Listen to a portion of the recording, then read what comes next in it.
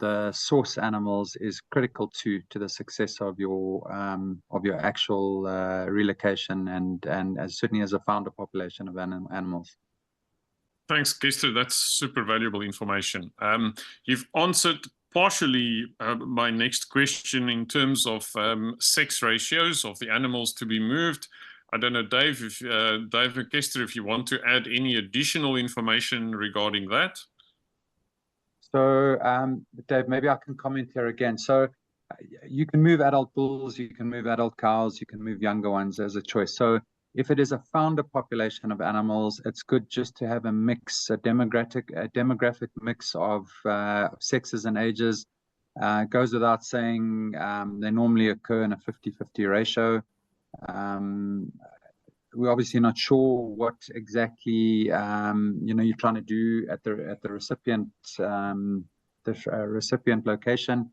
Obviously, you can skew the ratio to more females if you want, but typically you will need at least one breeding bull per 8 or 9 cows, breeding cows, and then quite often it makes sense to put at least another bull in so that there's more than one in case one happens to it, and the competition also is a good thing. But I'm not sure how many you're planning on moving, but typically I would not move less than 6 or 8 as a founder population.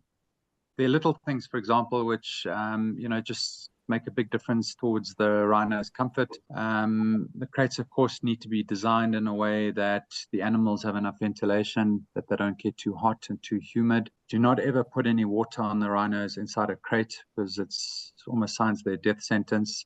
You don't want to build up any humidity in a crate, so that's critical to remember. People always think that by pouring water on a rhino, they're actually assisting with the cooling process, but they're not. It's actually making it worse. And then, obviously ventilation in the crates.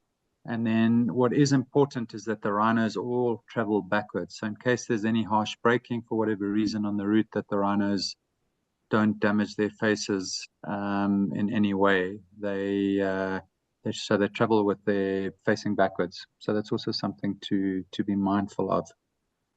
Thank you very much for that. Then just the last comment, and I won't even expect you to really, or a last point, or really expect you to comment on that, because I understand that it's outside your field of expertise. But Dave, you did alert me to the fact that one should also consider security provided on the route of the rhino relocation. So that is just something for the team in Uganda to consider. It's just because we've got used to it. We take it for granted. If you're moving rhino from Natal and we have to take them to the Durban airport, for instance, they will have a security complement will be there. Fantastic. It's just another little thing to think about.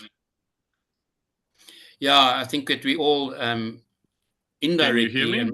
It's just that as wildlife veterinarians, we are indirectly and sometimes directly involved with the threats that rhino have to put up with.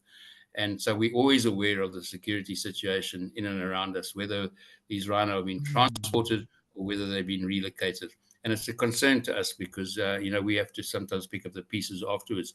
So it's always a consideration, and it's a question I always ask, because you don't want something to happen en route.